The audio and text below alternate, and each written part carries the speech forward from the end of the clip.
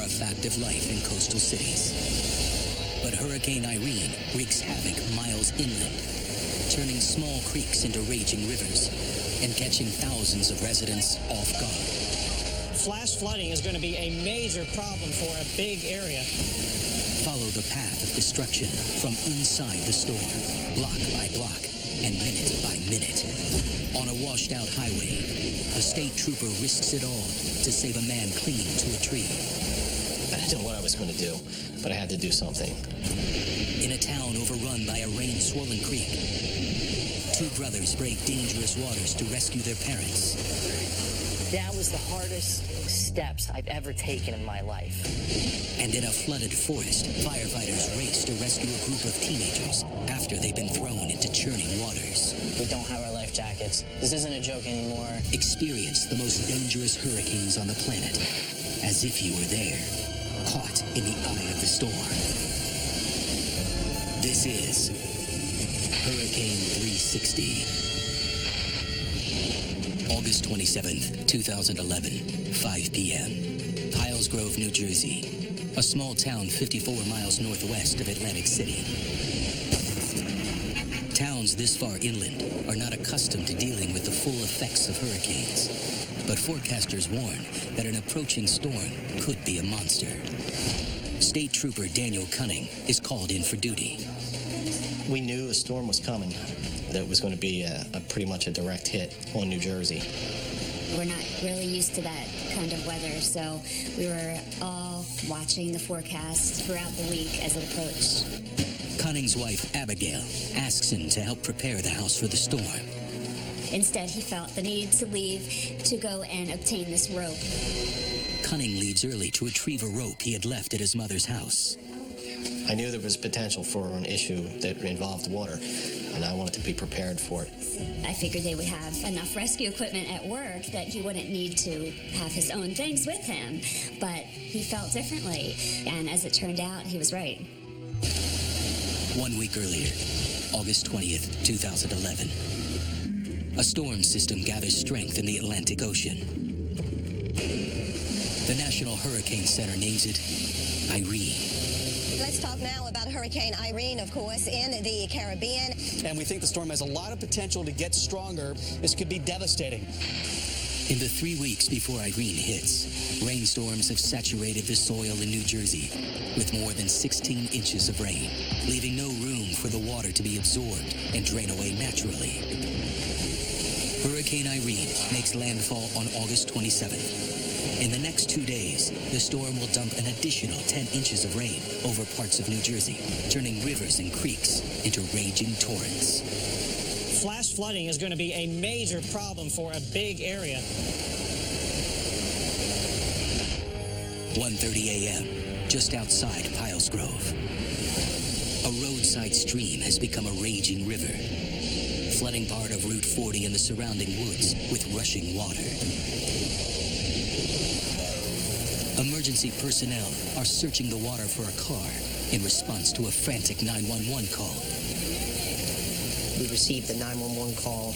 There was a stranded motorist. She had stated that she had been swept off the road, that her vehicle was filling with water, and that currently the water was up to her chin. And at that point, the phone call was cut off. The troopers can find no sign of the woman who called 911. I waded into the water as far as I could. And at that point, it was pretty clear that I wasn't going to make it much further. This river that was flowing through here was a couple hundred yards wide, and it was really deep, and I had no idea where to even begin looking for this poor girl.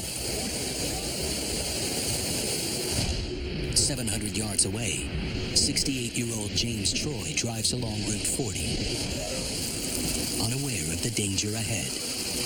Well, I knew there was a relatively small hurricane, minimum, coming up the coast, so I figured I'll take Route 40.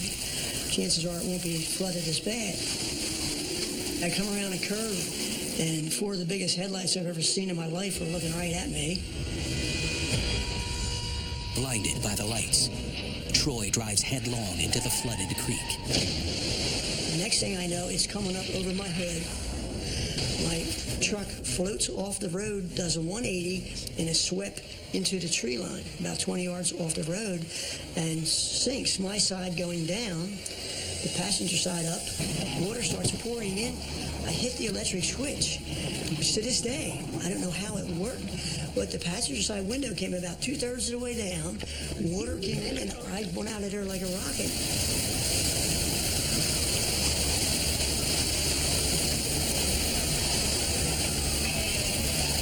Downstream, the troopers are still searching for the woman who had called 911. They are too far from the crash site to hear Troy's truck go into the water. We were notified by dispatch that another vehicle had entered the water on US 40 and was immediately washed away. Realizing that too much time has passed to save the woman, the troopers rush to rescue James Troy. But they can't pinpoint his location in the dark and rain. I shout at the phrase, "If you can hear my voice, scream back." So I yelled back, and they heard me. And I got a very distinct call from downstream. I didn't know what I was going to do, but I had to do something. Donahue finally spots Troy. We had to get this guy out of the water. They tried to throw a buoy, but with the wind and the current, it just went straight in. I tried 3 attempts to throw the buoy to him. And I tried one more after that, and then I said, all right, I'm going to go get him. Now, the rope Cunning recovered from his mother's house before the storm is about to become a lifeline for James Troy.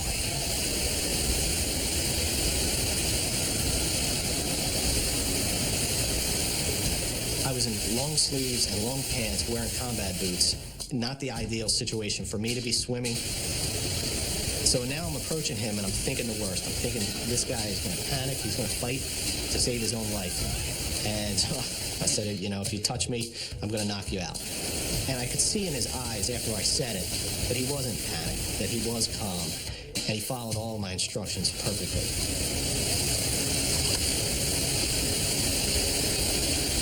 I grabbed hold, and he pulled, and I kicked, and out I went.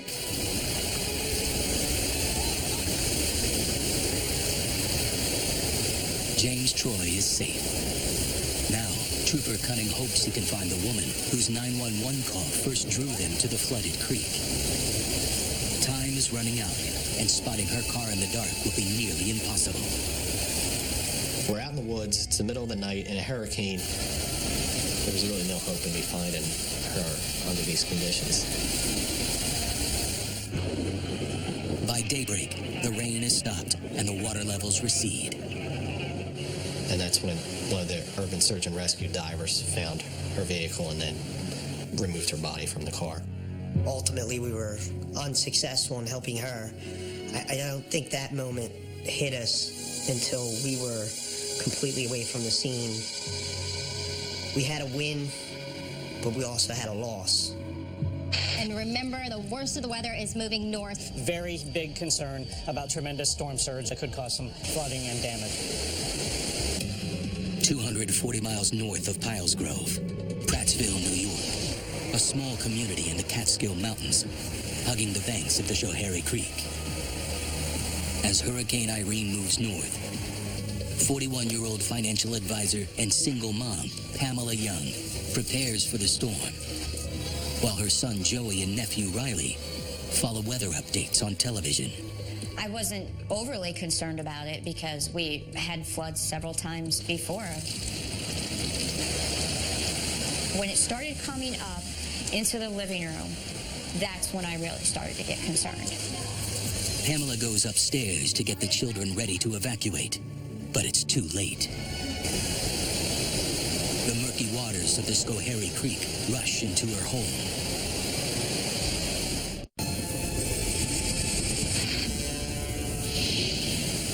In Prattsville, New York, torrential rains from Hurricane Irene have turned the Schoharie Creek into a raging river, flooding the houses along the riverbanks. And 32-year-old Brian Young, no relation to Pamela Young, is determined to capture it on video. So I got the camera and came down to the store and to visit Mom and Dad, check on them. Brian Young films the rising water at his parents' house, which is located behind their home and garden store on Main Street. And we're going to go outside, try to get it. We're going to check out. Holy cow. This never, ever happens. The water's moving very quick. We're just waterfront property right now. Brian is joined by his younger brother, John. Really? This is just incredible. We're completely an island here. I'm going to show you inside. The basement is literally pouring. It's just coming in through the walls. Just 100 feet away, Dave Ricard, a local attorney and co-president of the Prattsville Volunteer Fire Department, is dropped off at the station by his daughter, Anastasia. Being 22 years old, she didn't see it as such a emergency as I did. And she was like, oh, big deal, it's raining, Dad, whatever. The plan is for her to make a quick stop at their house before driving to her grandmother's house, where she'll be safe. Ricard then heads in to help Chief Tom Olson keep up with the incoming emergency calls. A normal storm in the area may produce a total of 2 inches of rain. But Irene is dropping an incredible 2 inches per hour. Look at the radar out in New York. I mean, we are covered with heavy areas of rain to the left of where the storm is going, up to New York, severe flooding. Especially New Jersey, New York. We're very concerned for the rising water, already rising more than 4 feet there. As the morning progressed, it just kept raining harder and raining harder. You know, within a couple hours, you know, the water was reaching the road level. Nearby dams are overwhelmed, sending another violent surge of water towards Prattsville. So we got that surge of water causing the water to rise here approximately 2 to 3 feet in 20 minutes. Things started getting real hairy. We could hear car alarms going off. We knew other cars were floating down. We hoped there was no people in them, of course. Soon, the water becomes too deep to drive any of the emergency vehicles. Olson orders everyone up to the second floor. It was very, very frustrating not to be able to get out and help our community. Just 100 yards away, while their parents, Jim and Peggy, move their horses to the safety of a barn, John Young and his brother Brian move computers and valuables up to the second story of their family store. So we were so busy that we forgot that my parents were over in the pole barn getting the horses up. And by the time we looked over there, the water was probably 4.5, almost 5 feet high. So at that point, we decided we got to go get Mom and Dad out of there. They're not safe there like we thought. Half a mile away, Irene has flooded the entire first floor of Pamela Young's house. The force of the water starts to literally push the house off its foundation. It was just a horrible sound. It was so frightening. I just couldn't even believe it was happening. It was a big sound like, and we heard the fridge fall down, and we just heard the water going through. The house sags to one side, threatening to collapse. The wall was starting to come off from the floor, and we thought it would be a better idea to go out the window onto the roof. And I kept telling the boys, we've got to be tough. We've got to keep it together, because if we have to jump off of this roof, we've got to stay strong. Mom was telling us it was going to be okay. We were singing the Rain, Rain, Go Away song, and she was just comforting us. Pam connects with 911. The operator tells her a boat will be sent to rescue her and the boys. All they can do now is wait. Back at the firehouse, Dave Ricard and his fellow firemen are growing more and more frustrated. It was clear that we couldn't get out, and calls kept coming in like crazy. People were calling for rescue. In the storm, Ricard can barely make out his house less than a block away. I could see my chimney, and I kept checking on it from time to time as the water rose. Ricard assumes that his daughter Anastasia is safe at her grandmother's house. But then she calls to tell him that she never made it. He said the water is starting to come up to the stairway, and I said, just go upstairs. Now the water was really rising quickly, unbelievable. Stasia then told me that the house was moving. I couldn't see my chimney anymore. A moment later, the phone goes dead.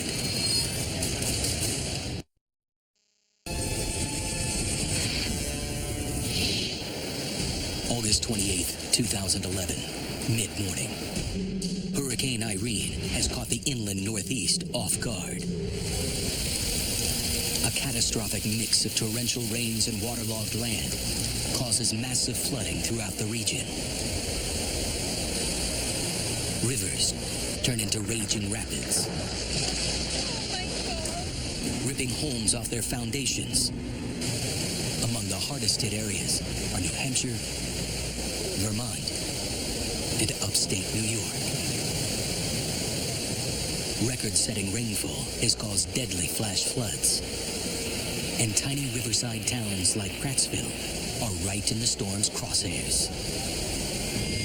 At the local fire station, volunteer firefighter Dave Ricard has lost contact with his daughter, who is trapped inside the collapsing house.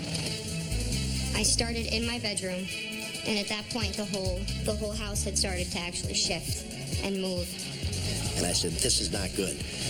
And I started, thinking, like, geez, what can I do? How can I get down there to her? And I was like, Dave, it's not safe for you to think you're going to leave the fire station and get down here. You just, you're committing suicide.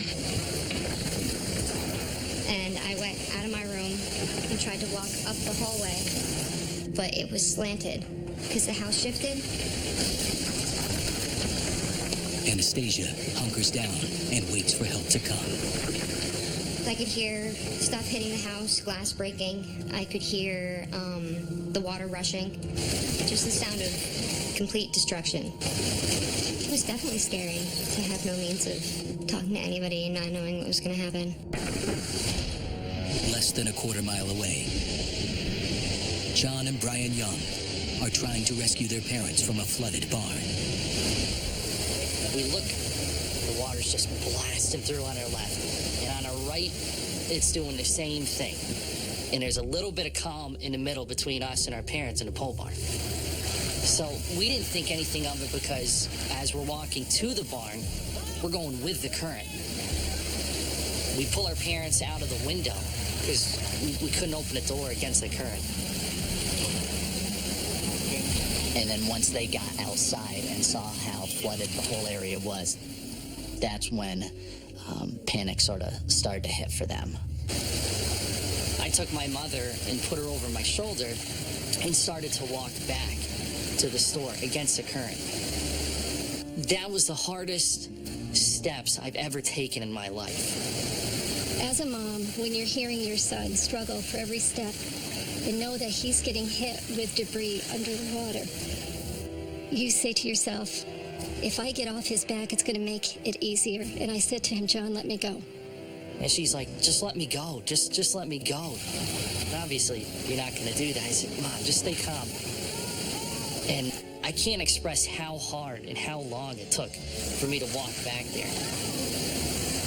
I'm a bigger guy than my brother and my father, and I'm like, there's no way they're going to be able to get back. So I grabbed the rope and I threw it back towards them and pulled them while they were walking. Water was cold, it was moving, it was the adrenaline pumping where you're just, your body's shaking a little bit, but you're like, okay, well, let's just get through this, get to the store. They finally make it across. We got into the store, first floor is completely wrecked. We made our way upstairs, relaxed, breathed a sigh of relief. And everything's fine until maybe 10, 15 minutes later, we hear creaking and popping.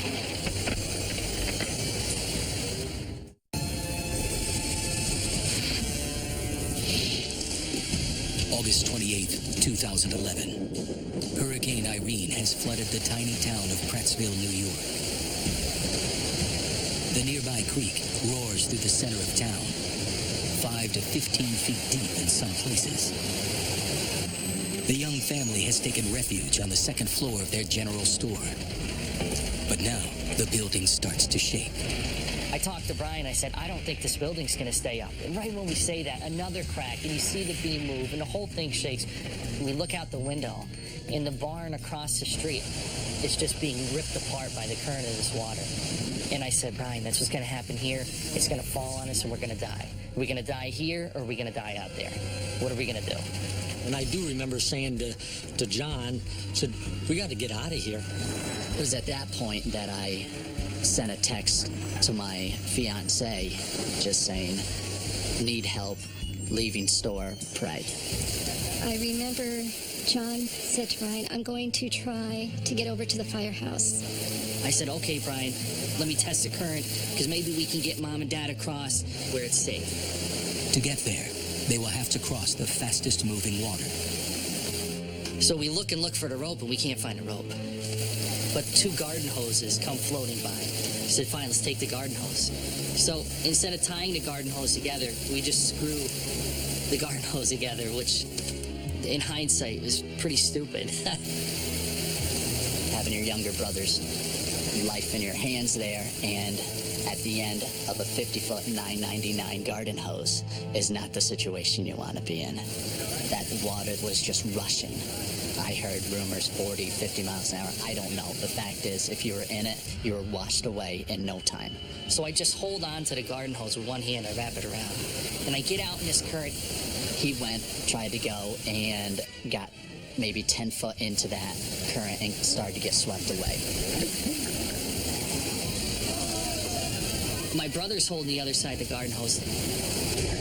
I can't get up. I can't pull my legs forward to stand up, and my head's down, and no matter what I try, I can't get my head out of the water.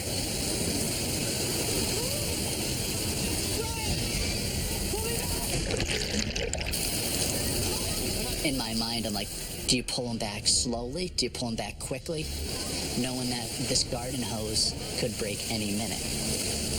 If he goes downstream, I have to go after him. And I know that I'll go, and I'll die, but what, there's not any other options. When I started to feel that garden hose tighten and pull me out, I was like, all right, he's got me.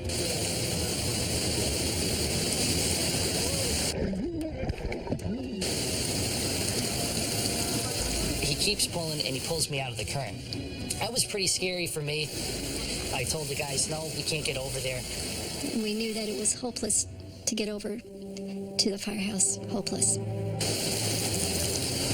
The family decides to try to make it to the pavilion, a small open storage structure near the store. Because pretty sure we were safe there because water could just flow through that structure. Using the hose, John and Brian help their parents cross the current and climb onto the roof. That is when the longest part started to set in. And I remember whispering one word to John, and I said, morale.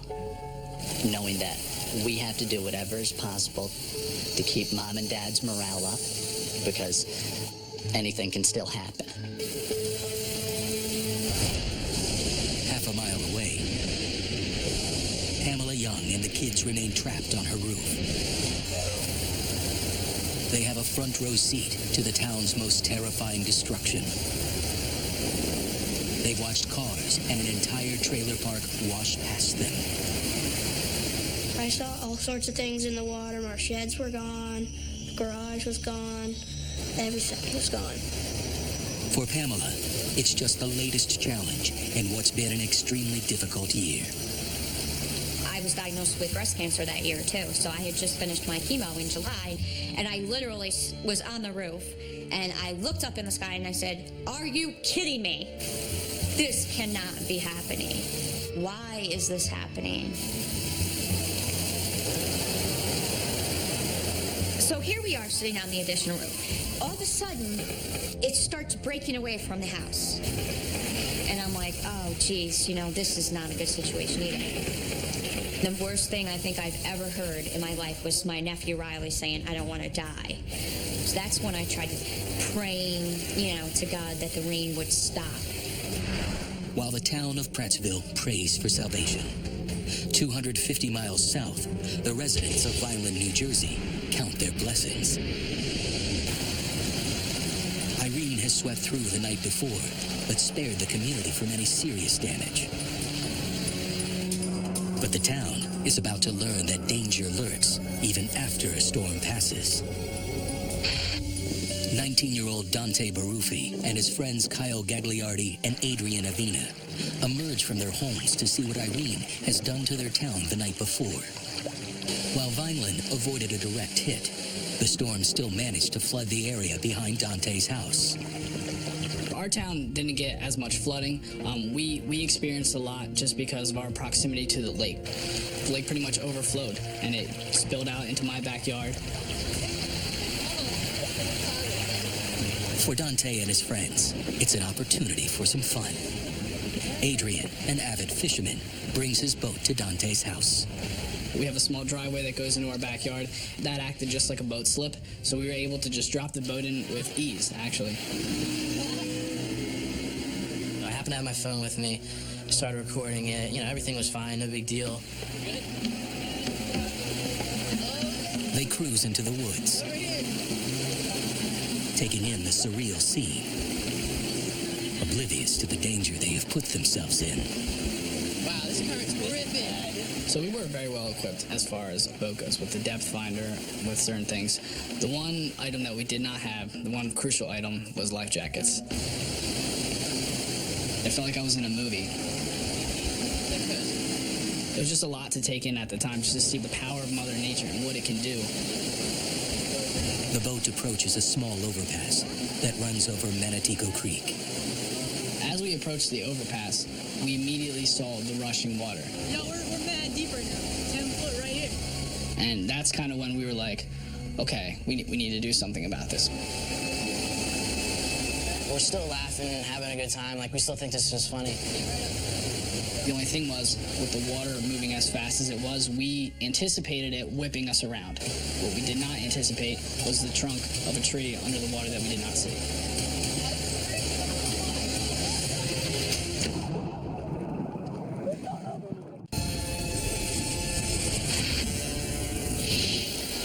Sunday, August 28th. Over 24 hours after it first made landfall, Hurricane Irene is still threatening the East Coast, flooding entire towns. I'm seeing widespread flash flooding. Don't get on the roads today in the Northeast. Vineland, New Jersey. 3 friends take a joyride in an area flooded by the storm and get capsized by the unexpectedly strong current.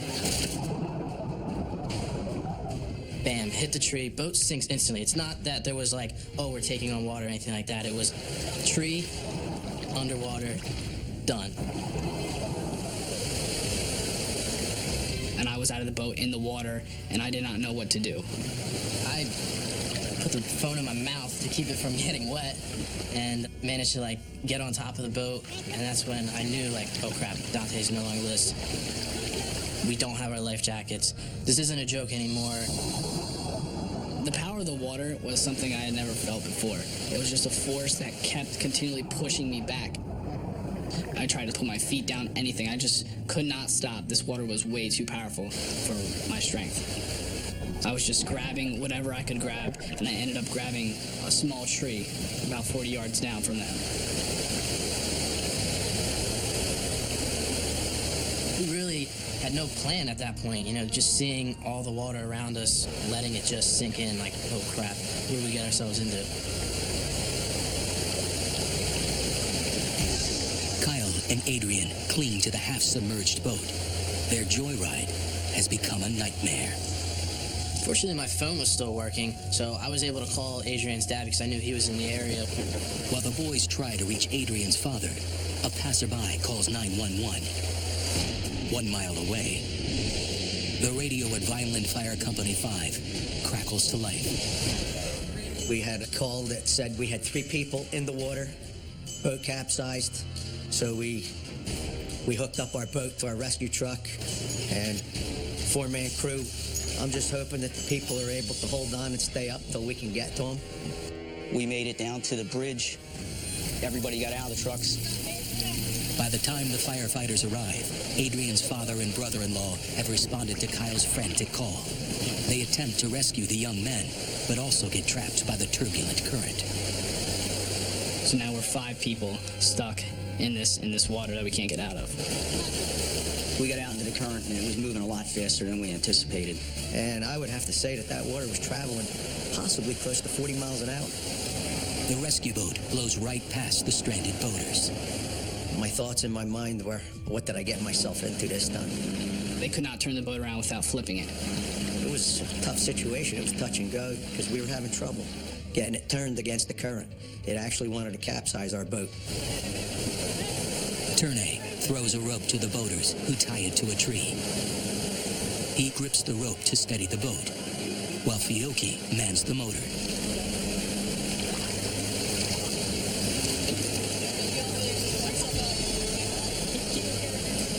Once you're in that boat that they had, really your journey wasn't over. You're not sure maybe this boat's going to capsize. The rescuers struggle against the rushing current to get back to shore.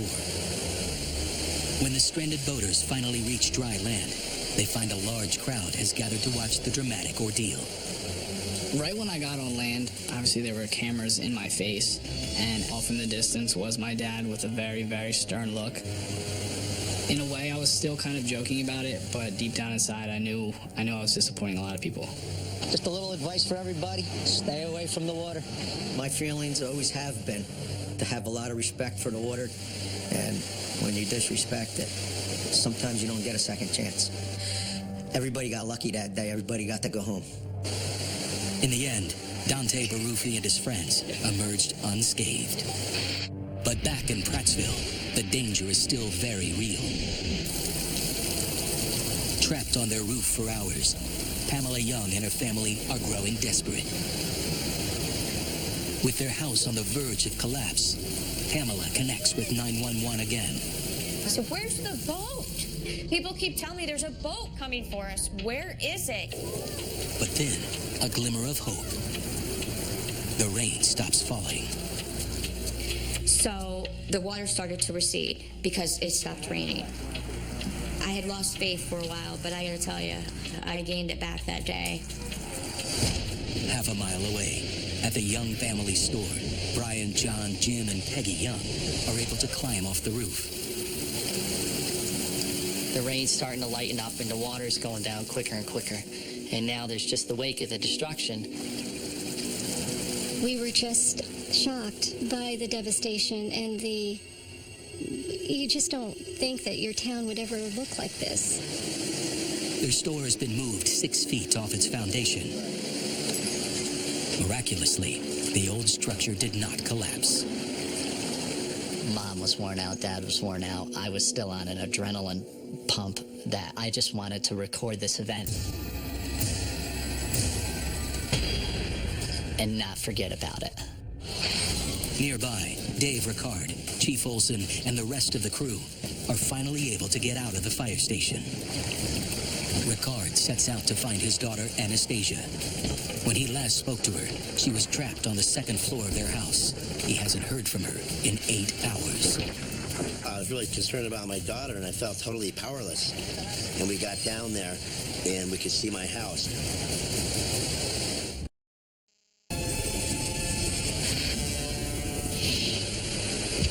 August 28, 2011, Prattsville, New York. The rain from Hurricane Irene has stopped, and the flood has started to recede. Dave Ricard has finally made it back home, praying that his daughter Anastasia survived the flood. Seeing the condition of his house, he fears the worst. But rescuers are already on the scene and pull Anastasia to safety from a second-floor window. Of course, I ran up and gave her a big hug and embrace and looked at her and I said, well, honey, do you know what I'm going to say? And it's one of those times in life when it's appropriate. I said, I told you so. I think I'll listen to my dad a little closer from now on. Back on Main Street, a boat is launched to rescue Pamela Young and the two boys. Across the street from where the boat is launched, Brian Young is rolling with his video camera. Almost as soon as the boat is in the water, the current overwhelms it and crushes it against a telephone pole. The rescue mission is aborted. A half a mile away, Pamela is still stuck, and across the river, residents have gathered to watch the flood, unable to cross the washed-out bridge, separating them from Pamela's house. Among them is 17-year-old volunteer firefighter Cody Voorhees. Once the flooding subsides enough to cross the bridge, he and two other men decide to help. When we cross the bridge, all of a sudden we hear someone yelling. I yelled to them, and that's when they told me that they were going to try to get us out. Even though the flood is beginning to recede, Pamela's house is still surrounded by rushing water.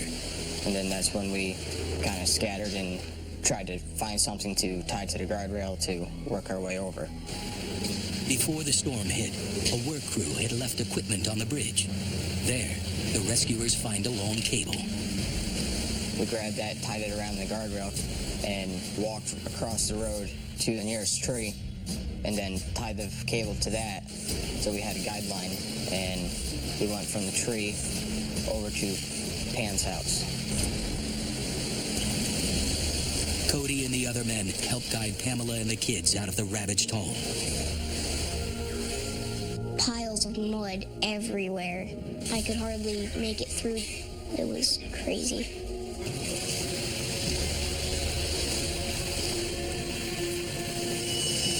Pamela is overwhelmed by the destruction all around her. I was just so grateful to be alive. I was so grateful that the kids were okay. And then on the other hand, I was just shocked looking at everything. It literally looked like a bomb was just dropped on our town. It didn't seem real. The communities that were impacted by the storm will never forget those who risked their lives for their fellow citizens. For rescuing James Troy on the morning of August 28th, Daniel Cunning and Mike Donahue were later awarded certificates of honor by the New Jersey State Police. James Troy escaped with only minor injuries. Today, he works as a high school science teacher in Texas. In the days following the disaster, the people of Prattsville, New York, came together to support one another. Thousands of people came and started cleaning up, helping, money, food, support, encouragement. The outpouring of support, and not just locally, I mean nationally. It was really touching to see the generosity of the American people. Dave Ricard eventually built a new house in the exact same spot. Pamela Young relocated. But at the site where her home once stood, she planted 4 trees as a memorial. For the kids, this experience is something that is going to stick with them for the rest of their lives. I think it really did bring us closer together because we experienced that together.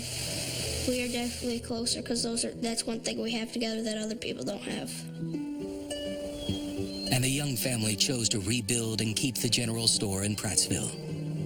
We decided that for the best of the town and for just keeping what businesses are here going, go after it. Peggy credits her sons as a source of inspiration. When they got off the roof, they started to say, this town can be bigger and better. And it will be. It all depends on the heart of each person, how much resolve they have to see something through. That's what it comes down to for all of us. Who can encourage us to keep us going just that little bit? All told, Hurricane Irene and the resulting floods claimed 58 lives and caused over $15 billion worth of damage in the United States. A stark reminder, never underestimate the power